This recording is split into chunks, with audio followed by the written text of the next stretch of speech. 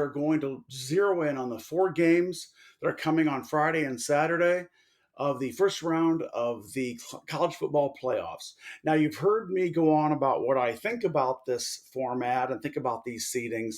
If you want to hear about that, look at the last 2 shows, but I'm not getting into that today. I've said my piece. Today, we're going to focus on the games. So anyway, I finished at about a 60% winning percentage when you look at the regular season and then the conference championships, 60% winning percentage against the spread. So, that's pretty good in my book anyway, but my first year doing this, but that seems pretty good. It's better than others I've seen. So, take that with as you will. But if you'd stuck with me this year, if you're a betting person, you would have made money. So let's jump in to the first game, which is Friday night, which is Indiana, which had a great season, only had 1 loss. They're going to South Bend to play Notre Dame, who also had, except for that Northern Illinois game, Notre Dame had a stellar season. So let's look at this game real close here. The spread on it is 8. Notre Dame is an 8-point favorite over Indiana. Now, I want to say something here about Indiana. I like Indiana. They're like SMU. They're kind of a feel-good story. But let's just face some facts. Indiana really played no one this year. Indiana's strength of schedule is 81st in all of college football. So they just really didn't play anybody. Now, they won, which is all you can ask them to do, but the schedule wasn't too tough. And the one game where they did play somebody good, which was Ohio State, they got killed. So, you know what? I'm taking that into effect here. Notre Dame, on the other hand, if you've watched me ever since in September when they blew that game to Northern Illinois, everybody was kind of discounting them. I never lost faith in the Irish being right where they're at right now. Because if you watch week by week, when I looked at a Fighting Irish game, Notre Dame, I said, you guys, they are poised to make the playoff. So here we are. So Notre Dame, 8-point underdog. So Indiana is going to come into a pretty raucous atmosphere in South Bend. I just based on the fact that Indiana really they don't have a signature win all season.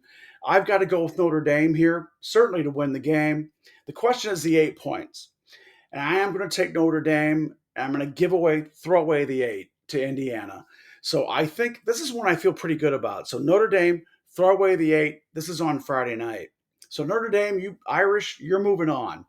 So next, let's go to the other feel-good story of the year. I guess that depends on whether you think they should be in here or not, but we're not getting into that, is SMU at Penn State. Now, this is the first game on Saturday, and this Saturday, you guys, if you're a college football lover like me, is going to be nirvana. I mean, it's going to be heaven. We've got 3 playoff games in a row. So we start with SMU at Penn State. SMU is getting 9 points. Penn State, 9-point underdog. Penn State, kind of like Indiana, did not really have a signature win this year. However, they played, if you look at that conference championship game against Oregon, I think Oregon is legitimately the number 1 team in the country. And Penn State gave them all they wanted. This is a good Penn State team. SMU, I like this quarterback. They have a lot. He's very mobile.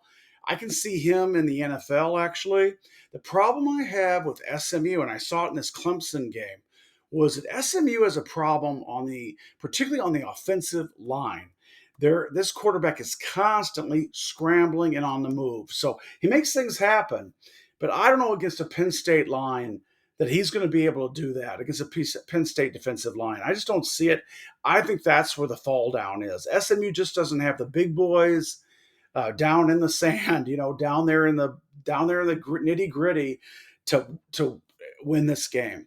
So Penn State, to me, solidly wins this game. Now we come to the 9 points. And I'm taking Penn State again. And once again, I'm going to go with the favorite. I'm going to throw away the 9. And I'll tell you another factor I'm putting in here as well is not only the fact that I think the differential and the size of the lines and the aggressiveness is going to be SMU's downfall. I think also the problem for SMU is going to be that I don't believe in hardly any game except maybe the ACC championship they ever played in front of more than maybe 35, 40,000 fans. I've been to the SMU Stadium in Dallas. I think it seats 30,000 people, tops. So SMU is not used to these huge venues. Now, one thing in their favor is Penn State. This game will be at 11 o'clock. It's not going to be a whiteout. That's really hard to play in at Penn State. However, it's still going to be tough. There's going to be 110,000 people there. It's going to be a raucous atmosphere. I don't think SMU is ready for that. And this is big time college football here that SMU stepped into. I like SMU. They're a feel good story, but I'm afraid, in my opinion, they're out. So Penn State, give away the 9. Next, we move on to Clemson, who is an 11.5-point underdog, justifiably, at Texas, at Darrell K. Royal Stadium. Now, I have, all through the years, I've been to DKR Stadium in Austin. I've never thought of it as really that much of a home crowd. Texas has just never been that raucous of an environment to me. However, I have to say this year, particularly in the Georgia game that they played, they lost pretty badly, but that crowd was electric. I've never seen DKR like that before. I think it will be that way this Saturday with Clemson coming in. Clemson, who was 0-2 against the SEC this year. They opened with a 31-point loss to Georgia. They finished the regular season with a loss at home to South Carolina. I say Clemson solidly stays 0-3 against the SEC this year. I see Texas winning this. And here I go again. Texas is an 11.5-point favorite, and that's a lot of points. But I'm going to do it again. Third time in a row. I'm taking Texas, tossing the points. So far we've got Notre Dame in, we've got Penn State in, we've got Texas in. Moving on. So let's go to what I think is the best game of the day. This is the best matchup.